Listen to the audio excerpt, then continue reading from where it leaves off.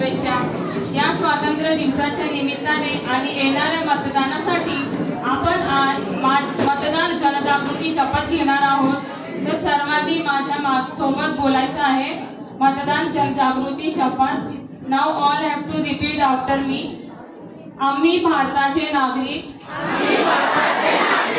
लोकशाहीवर निष्ठा ठेवून याद्वारे प्रतिज्ञा करतो की आपल्या देशाच्या लोकशाही परंपरांचे